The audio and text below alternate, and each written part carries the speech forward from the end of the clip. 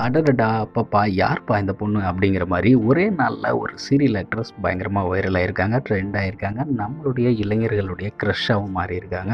கட்னா இந்த மாரி ஒரு பொண்ணு தான்ப்பா கட்டணும். இந்த மாரி ஒரு பொண்ணு தான்ப்பா வேணும். அப்படிங்கிற அளவுக்கு நம்ம இளைஞர்கள்லாம் பைத்தியம் பிடிச்சு, கிறுக்கு பிடிச்சு அலைய ஆரம்பிச்சிருக்காங்க. ஒரே ஒரு சீரியல் ஆக்ட்ரஸ்னால.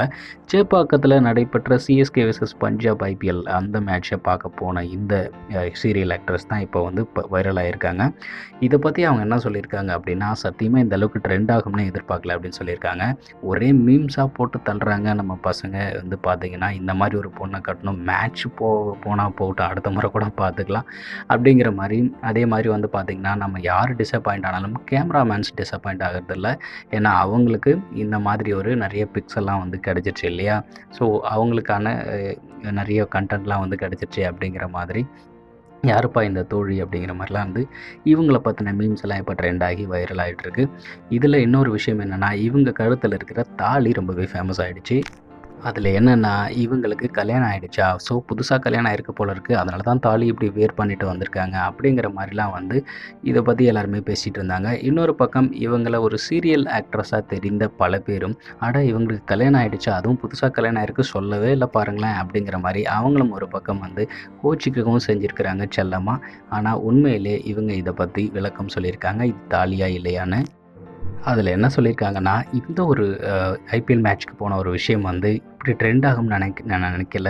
எவ்வளோ சீரியல்ஸ் நடிச்சிருக்கேன். ஆனா அப்பலாம் ட்ரெண்ட் ஆகாம இப்படி ட்ரெண்ட் ஆயிருக்கேன் அப்படிங்கிற மாரிலாம் வந்து அவங்க பேசியிருக்காங்க.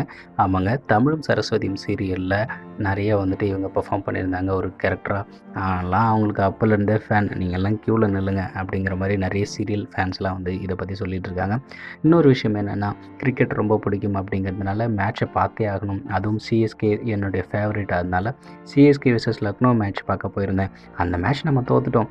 அதனால இந்த மேட்ச் கண்டிப்பா வின் பண்ணிடுவோம் அப்படிங்கிற நம்பிக்கையில போயிட்டு சீட்ல உட்காரவே இல்ல.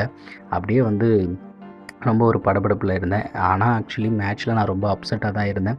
டிவியில மேட்ச் பார்க்குறதுக்கும், லைவ் பார்க்குறதுக்கும் ஒரு வித்தியாசம் இருக்கு இல்லையா? ஸோ தொடர்ந்து மேட்ச் பார்க்க போவேன். இந்த ஒரு ஐடியால தான் நான் போனேன். ஆனா வந்து இந்த மாரி ரீச் ஆயிட்டேன். அட! இவங்க தமிழும் சரஸ்வதியும் வசுவாச்சே அப்படிங்கிற மாரி நெறைய பேர் வந்து என்ன பார்க்க ஆரம்பிச்சாங்க. ஸோ இப்பவும் வந்து வசு அப்படிங்கிற அடையாளம் எனக்கு இருக்கு. ஸோ அந்த அடையாளத்த தந்த தமிழும் சரஸ்வதியும் சீரியலுக்கு நன்றி. இப்படிலாம் சொன்னவங்க அதுக்கு பிறகு தான் அந்த மெயின் மேட்டர ஓப்பன் பண்ணியிருக்காங்க. என்ன மேட்டர் அப்படின்னா, அவங்க கழுத்தில இருக்கிற தாலி. அட புதுசா கல்யாணம் ஆயிருக்கா? இல்ல ஏதாவது ஷூட்டிங் கல்யாணமா? ஷூட்டிங்கா இருந்தாலும் அத இவ்வளோ தூரம் கேரி பண்ணிட்டு வருவாங்களா யாராவது? ஸோ என்னாங்க அப்படின்னு அத பத்தி கேட்கும்போது, அதுக்கு தான் அவங்க சொல்லியிருக்காங்க.